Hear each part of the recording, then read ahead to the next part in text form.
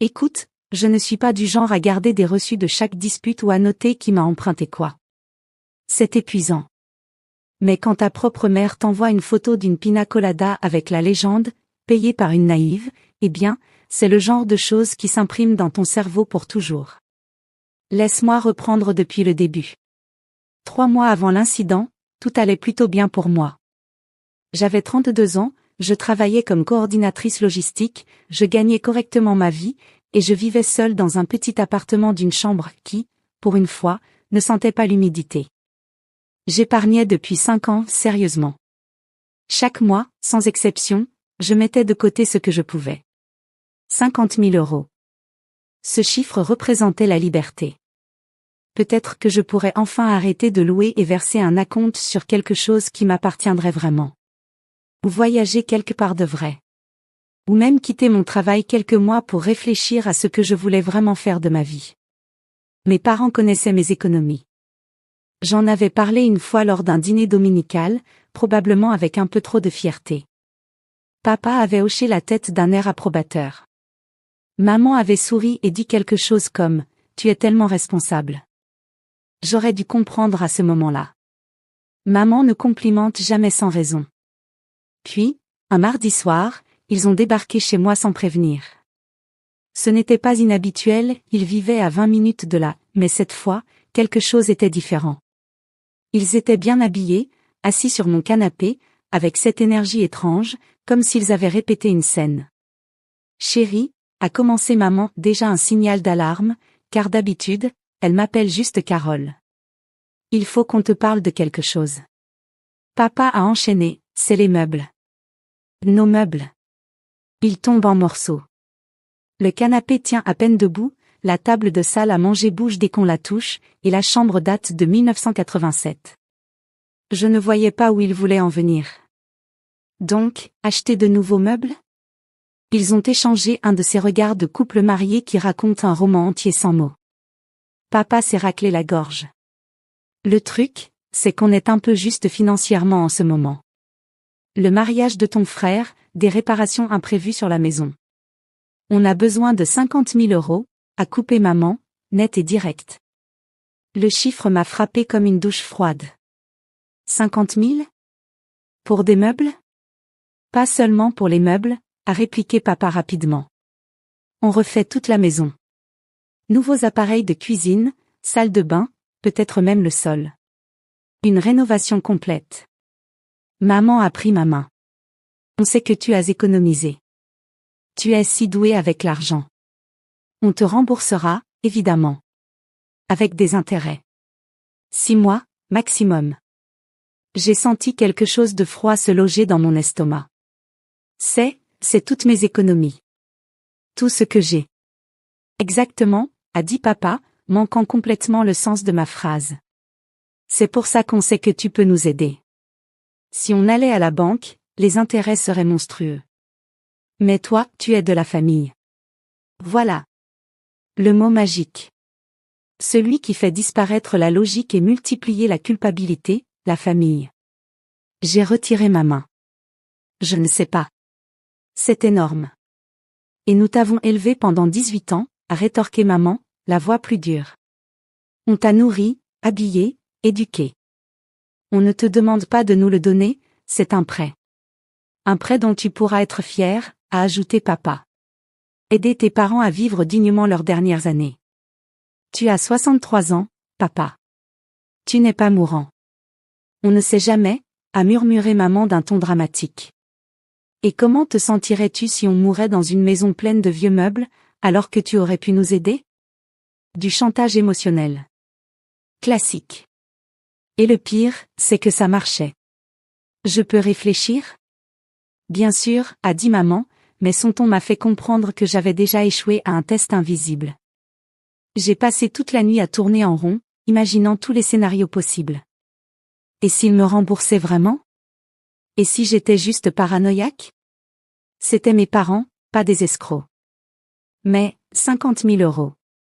Le lendemain matin, j'ai appelé mon frère, Thomas. Est-ce que maman et papa t'ont demandé de l'argent ? Silence. Pourquoi ils me demanderaient ? Je viens de me marier. Je suis fauchée. Ils veulent 50 000 de moi. Pour des meubles.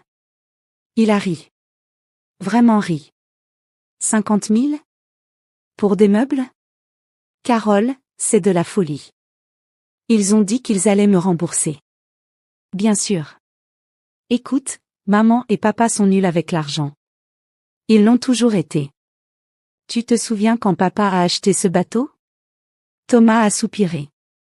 Fais juste attention. Je ne les ai pas rappelés ce jour-là. Ni le suivant. Le 3e jour, maman a appelé. On voulait juste prendre de tes nouvelles, ma chérie. Tu as eu le temps d'y réfléchir? J'y pense encore. Eh bien, ne tarde pas trop. On a déjà eu des devis d'entrepreneurs. On doit confirmer d'ici vendredi. Vendredi. Dans 2 jours. La pression était volontaire.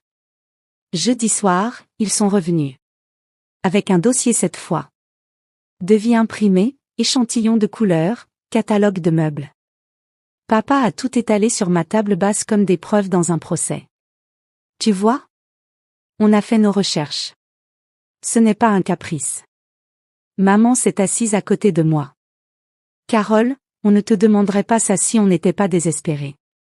Tu le sais. Je peux vous faire confiance, ai-je entendu ma propre voix dire, toute petite. C'est toutes mes économies. Tout ce pourquoi j'ai travaillé.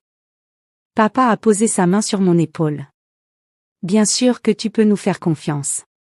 À 100%. Nous sommes tes parents. Maman a hoché la tête avec assurance. À 100%. Et que Dieu me pardonne, je les ai crus. Ce samedi-là, j'ai transféré l'argent. Mon application bancaire m'a demandé de confirmer 3 fois, comme si même l'algorithme me disait « Es-tu sûr de ça ?» J'ai envoyé un texto à maman une fois le transfert terminé. Elle a répondu immédiatement. « Merci ma chérie. Tu nous sauves la vie. Je t'aime tellement XXX. » Le dîner du dimanche cette semaine-là était joyeux. Il me remerciait encore, me montrait d'autres catalogues. Je me sentais bien. Comme si j'avais finalement fait la bonne chose. Lundi matin, je me suis réveillée avec une notification Instagram. Thomas m'avait identifié dans une story. C'était une photo de nos parents. Sur une plage. Bronzé et souriant. Papa tenait un cocktail. Maman portait un maillot de créateur. Le tag de localisation disait Majorque. La légende, payée par une naïve. Je suis restée à fixer mon téléphone pendant probablement 5 minutes entières. Mon cerveau n'arrivait pas à traiter l'information. Payée par une naïve. J'ai appelé Thomas. C'est réel? Je viens de le voir moi-même. Jésus-Christ, Carole. Quand sont-ils partis? Apparemment mercredi. Ils ont raconté des histoires différentes à tout le monde. J'ai raccroché et je suis allée sur le Facebook de maman. Elle avait posté 3 photos d'un resort 5 étoiles. Piscine à débordement. Vue sur l'océan. Petit déjeuner au champagne. La légende, parfois, il faut juste se faire plaisir. La vie est trop courte pour de vieux meubles larmes de joie avion soleil noir avec rayons. Les émojis. L'émoji qui rit. Je ne me souviens pas clairement de la suite. Je crois que je les ai appelés. Finalement, maman a répondu. Carole. C'est pas magnifique ici? Mais c'est quoi ton putain de plan? Silence. Puis, prudemment, que veux-tu dire? L'argent. Mon argent. Vous êtes à Majorque. Vous avez dit que c'était pour les meubles. Oh chérie, arrête de dramatiser. On avait besoin d'une pause. Le stress des rénovations. On s'occupera des meubles à notre retour. Et tu as posté que c'était payé par une naïve. Tu m'as traité de naïve. Sur Instagram. Encore du silence. Puis la voix de papa en arrière-plan. Maman revient, c'était une blague. Tu es trop sensible. Quelque chose en moi a craqué. Pas en colère, ça viendrait plus tard. D'abord, une sorte de lucidité hystérique. Combien avez-vous dépensé? Carole. Combien? On n'a pas besoin d'en parler maintenant. Combien? Pause. Environ, peut-être 12 000 jusqu'ici. Mais on te remboursera. J'ai raccroché. 12 000. En 5 jours. Je me suis assise par terre et j'ai commencé à rire. Un vrai rire incontrôlable. Le genre qui fait mal au ventre et aux yeux. J'ai ri jusqu'à ne plus pouvoir respirer, jusqu'à ce que Thomas me rappelle. Carole? Ça va? Tu me fais peur. Je n'arrive pas à arrêter de rire, ai-je réussi à dire.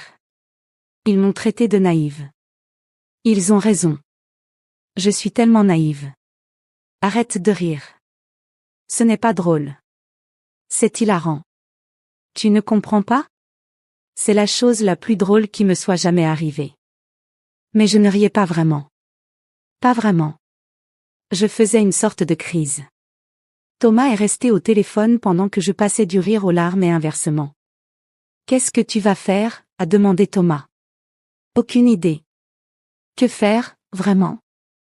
Les avocats disaient que sans contrat écrit, il était presque impossible de prouver qu'il s'agissait d'un prêt plutôt que d'un cadeau. Même si je pouvais le prouver, traîner ses parents devant un tribunal coûtait de l'argent que je n'avais plus. Ils sont revenus 2 semaines plus tard. Bronzés, détendus, rayonnants. Ils m'ont invité à dîner. J'y suis allée, parce qu'apparemment je suis masochiste. Maman a servi des lasagnes comme si de rien n'était. On a passé un moment merveilleux. Tu aurais dû voir les couchers de soleil. Avec mon argent, ai-je dit, platement. Papa a soupiré. Carole, tu es encore fâchée pour ça? On t'a expliqué, c'était une pause nécessaire. On s'occupera des meubles. Il reste combien? Ils se sont échangés un regard. Que veux-tu dire? A demandé maman. Sur les 50 000. Combien il en reste? Eh bien, on a eu des dépenses. Combien? Papa a posé sa fourchette. Peut-être 30. 30 000. Vous avez brûlé 20 000 € en 2 semaines. On te remboursera, a dit maman, mais sa voix avait perdu toute conviction. Nous savions tous qu'elle mentait. Je suis partie sans manger. Je me suis assise dans mon appartement et j'ai senti le poids de ce que j'avais perdu. Pas seulement l'argent. La confiance. L'illusion que mes parents étaient des gens sûrs. Thomas a appelé plus tard. Ça va? Ça ira. Qu'est-ce qui a changé? Je n'arrivais pas à arrêter de rire, tu te souviens? Au début, c'était le choc. Mais ensuite, j'ai compris quelque chose. Ils pensent qu'ils ont gagné. Ils pensent que je vais juste laisser passer parce que c'est la famille. Et toi, tu ne le penses pas? Non, ai-je dit, et je le pensais vraiment. J'en ai fini. Cette nuit-là, je les ai bloqués sur tous mes réseaux. J'ai changé mes serrures. Quand ils se sont présentés la semaine suivante, je n'ai pas répondu. Ils ont frappé pendant 20 minutes. Je suis restée sur mon canapé, mangeant des céréales, les écoutant m'appeler par mon nom derrière la porte.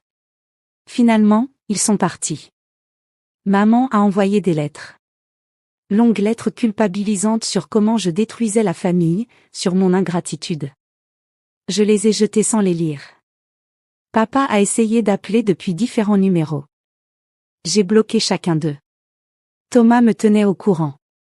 Apparemment, ils ont dit à tout le monde que je leur avais volé de l'argent, que j'étais mentalement instable. Certains membres de la famille les ont crus. D'autres m'ont contacté discrètement, et je leur ai dit la vérité. Je ne me suis plus soucié de qui croyait quoi. Voici le truc, quand on perd tout, ça clarifie ce qui compte vraiment. Je ne pouvais plus me permettre mon appartement, alors je suis déménagée dans un logement plus petit, moins cher. J'ai pris des heures supplémentaires. J'ai recommencé à zéro. Mais j'étais libre. Libre de leur manipulation. Libre de la culpabilité. Libre de l'attente que je leur devais quelque chose simplement parce qu'ils avaient fait le minimum pour m'élever. Les mois suivants ont été durs. Je me réveillais en colère, imaginant toutes les choses que j'aurais dû dire.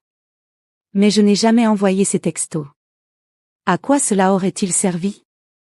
Environ 6 mois plus tard, Thomas a appelé. Il demande des nouvelles de toi. Maman dit aux gens que tu finiras par leur pardonner. J'ai ri. Je ne passe pas par une phase. J'ai traversé une phase où je croyais qu'ils étaient des gens corrects. Là, c'est la clarté. Ils me demandent de leur donner ta nouvelle adresse. Ne le fais pas. Je ne le ferai pas. Mais Carole, ce sont toujours nos parents. Non, ai-je dit avec précaution. Ce sont tes parents. Ils ont cessé d'être les miens quand ils ont choisi des vacances plutôt que la confiance de leur fille. 1 an plus tard, j'ai croisé maman au supermarché. Nos regards se sont croisés à travers le rayon fruits et légumes. Elle semblait plus âgée. Fatiguée. Elle s'est approchée. Comment vas-tu? Bien. Tu as l'air mince. Je vais bien.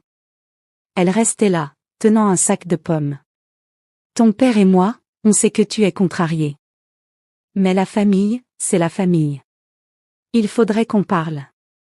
Vous avez pris tout ce que j'avais économisé pendant 5 ans et l'avez dépensé en cocktail et room service.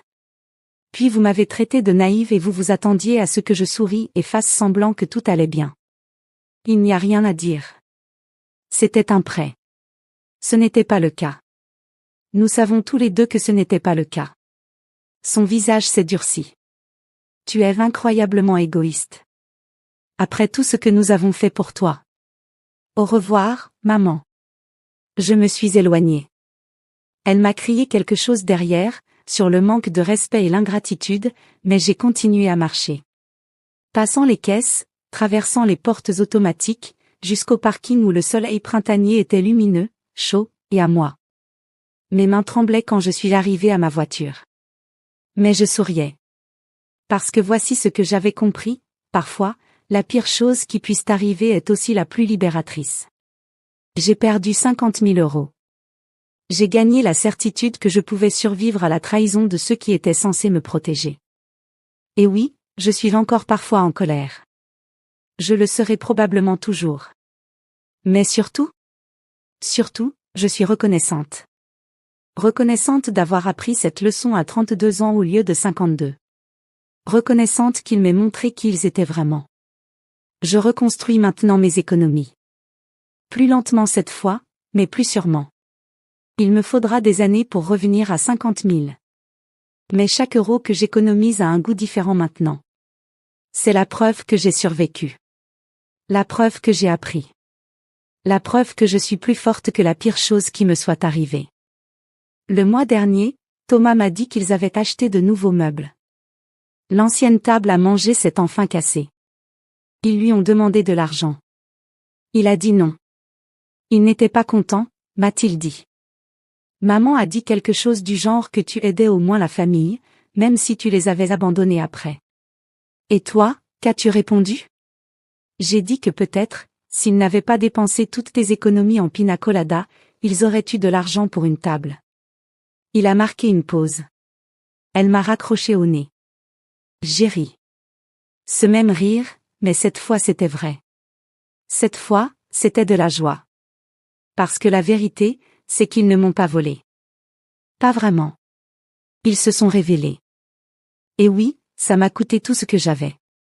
Mais ce que j'ai gagné en retour, ma dignité, mes limites, ma liberté, vaut plus que 50 000 €. Parfois, je repense encore à ce post Instagram, payé par une naïve. Et tu sais quoi? Ils avaient raison. J'étais naïve. Je croyais que les gens étaient bons simplement parce que c'était la famille. Mais je ne suis plus naïve. Et c'est ça, le vrai retournement. C'est ça, la vraie histoire.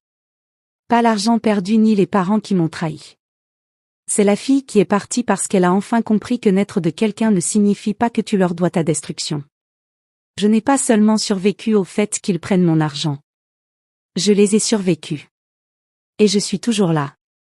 Toujours en train de rire. Toujours libre.